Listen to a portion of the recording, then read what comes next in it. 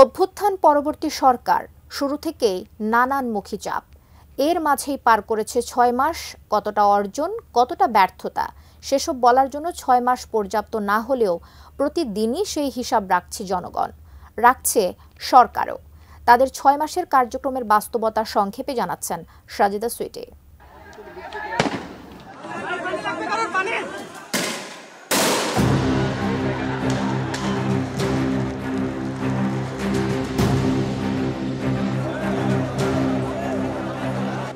৬ মাস সময়টা খুব দীর্ঘ না হলেও অভ্যুত্থান পরবর্তী বাংলাদেশে এই কয়েক মাসের শাসন অন্তর্বর্তী সরকারের জন্য ছিল বেশ চ্যালেঞ্জের। প্রধান উপদেষ্টা হিসেবে নোবেলজয়ী ডক্টর মোহাম্মদ ইউনূস শুরু থেকেই সবাইকে এক থাকার আহ্বান জানালেও কিছু মহলের তৎপরতা ছিল একতা ভাঙার। সবার মনে সাহস রাখবে, সবাই যদি আমরা একত্রে থাকি। দীর্ঘ ১৬ বছরের বাকহীনতার পর নতুন সরকার পেয়ে সবাই নিজেদের বঞ্চনা লাঘবের আন্দোলনে মুখর হয়ে ওঠে। রাজধানী পরিণত হয় আন্দোলনের নগরীতে। প্রতিটি ঘটনায় বল প্রয়োগ ছাড়াই সমাধানের চেষ্টা হয়েছে। ব্রেকফাস্ট, টিফিন কিংবা স্ন্যাক টাইমে মজাদার আয়োজন মানে অল টাইম ব্রেড। শুরু থেকে অপপ্রচারের বিরুদ্ধে লড়তে হয়েছে অনেক বেশি। বিশেষ করে প্রতিবেশী রাষ্ট্রের সংবাদ মাধ্যমে অপপ্রচার এখনো চলছে। হারেমা ভবানী করছে বাংলাদেশকে, শেখ হাসিনাকে আমরা গলা ধাক্কা দিয়ে বের করেছি। সাধারণ মানুষের চাওয়া শান্তি, স্বস্তি, সম্মান, স্বাধীনতা ও নিরাপত্তা। নিত্যপণ্যের দাম সহনীয় রাখতে সিন্ডিকেট ভাঙার দাবিও জোরালো। চেষ্টা চলছে বলে বারবার জানাচ্ছে সরকার।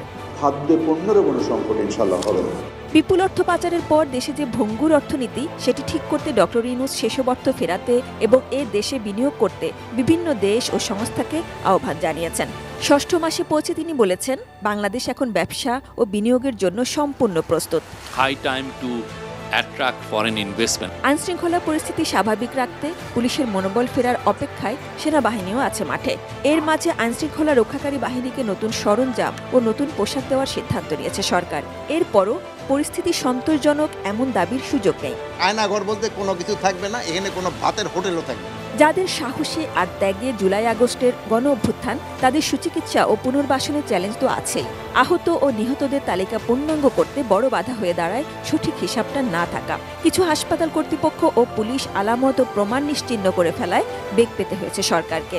তারপরও যে তালিকা, তা ধরে সেবা নিশ্চিতের চেষ্টার মধ্যেও মাঝে মাঝে হতাশা, ক্ষোভের বিস্ফোরণ। অন্যের মাথায় লবণ রাইখা বড়ি খাচ্ছে না, এটাই তো বাধা। সমস্ত শহীদ পরিবার তাদের মামলা প্রত্যাহার করে নেয়। গত ১৬ বছর এবং জুলাই আগস্টের মানবতা বিরোধী কর্মকাণ্ডের দায়ে শেখ হাসিনা সহ সকল দোষীর বিচার প্রক্রিয়া চলছে। শেখ হাসিনাকে দিল্লি থেকে দেশে ফেরাতে ভারতের কাছে নোট পাঠিয়েছে সরকার। তাকে যে চাওয়া হচ্ছে ফেরত, বিচার ব্যবস্থার জন্য সেটা জানিয়েছি। দিল্লি থেকে তার বক্তব্যের প্রতিবাদে ধানমন্ডির ৩২ নম্বর সহ শেখ হাসিনা পরিবার ও আওয়ামী লীগের নেতাদের বাড়িতে হামলা, ভাঙচুর, আগুনের ঘটনা ঘটেছে। সবাইকে এসব কাজ থেকে বিরত থাকার আহ্বান জানিয়ে সরকার বলেছে, এতে ভুল বার্তা যাবে বিশ্বে। সরকার দায়িত্ব নিয়ে জানিয়েছে, কেবল নির্বাচন নয়, বরং গণতন্ত্র ফেরাতে সংস্কারে মনোযোগ থাকবে তাদের। প্রথম ৬টি কমিশনের প্রধানদের নিয়ে তাদের দেওয়া রিপোর্ট ও সুপারিশ নিয়ে রাজনৈতিক দল, গণ অভ্যুত্থানের পক্ষের অংশীজনদের সঙ্গে ঐকমত্যের আলোচনায় বসতে চলেছেন প্রধান উপদেষ্টা। সব দল এই চাপে